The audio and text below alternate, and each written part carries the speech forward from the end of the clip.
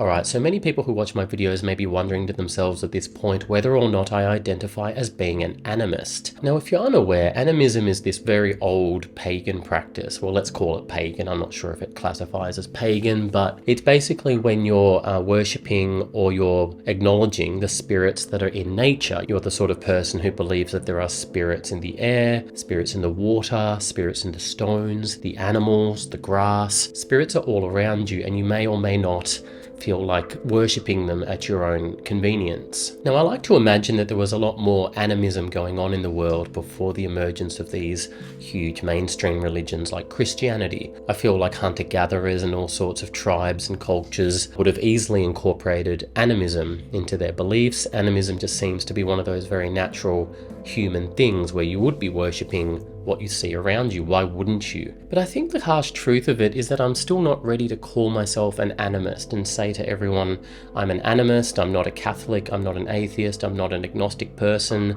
I would say that one of the strongest experiences I had with animism was when I went to Japan in 2016. Just before I went to see the grave of Japanese Jesus, actually, a few weeks before that, I went to Tono, which is in the north of Japan in the Iwate prefecture. And I went to go seek out the Kappa, which is a very strong animist spirit in Japan. Kappa have been mentioned in Japan for over 1,000 years. They're these little water spirits and they look a bit like turtles, but they actually attack people. They look for children and they attack women and impregnate them. And as I said, I went seeking out these Kappa in the Torno village, and I went fishing for Kappa, in fact, using cucumbers, or kuri as they're known in Japan, because they actually gave you the opportunity at this Kappa pool to go fishing for Kappa using cucumbers, because Kappa, the Japanese water spirit, apparently loves cucumbers. And I actually went and sat there in Torno by the Kappa pool waiting to catch a Kappa using a cucumber, and a Kappa never actually came for the cucumber, and I started wondering to myself whether or not Kappa actually exist. But then you've got to wonder to yourself, is this really the best use of your time,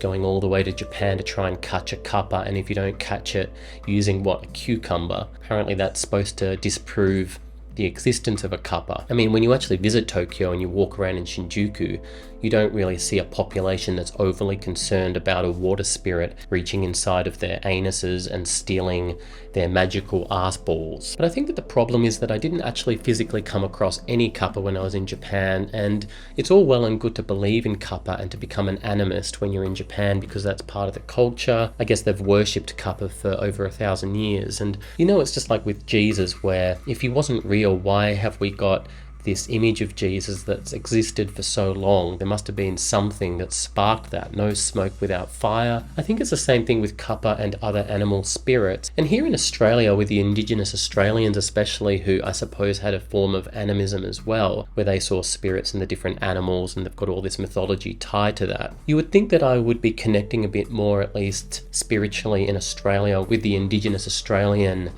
folklore and animism. But unfortunately, I grew up here in Australia as a Roman Catholic, and Roman Catholics, while they do incorporate a lot of animism into the religion itself, and obviously the way Christianity spread in Rome was through embracing the animism that was practiced by the tribes and the pagans in Europe. But I think the truth is that if you actually went to the Vatican and started talking to cardinals, they probably would have a sour view on you, saying that you're an animist, even though you might be a Catholic. I don't think they officially approve of worshipping spirits in nature. They want you to just worship the one true God.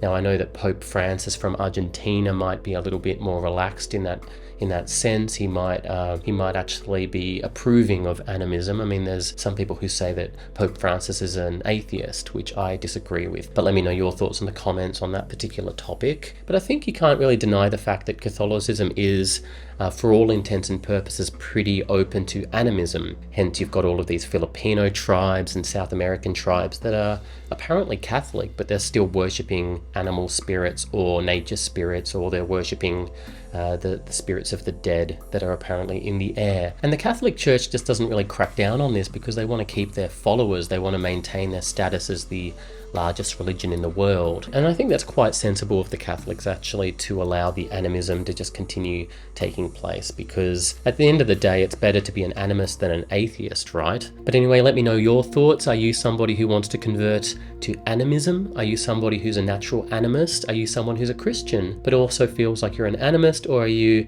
perhaps Hindu and you're already to some degree an animist? Are they? I'm not even sure if that's true. Anyway, let me know your thoughts in the comments and I'll see you next time.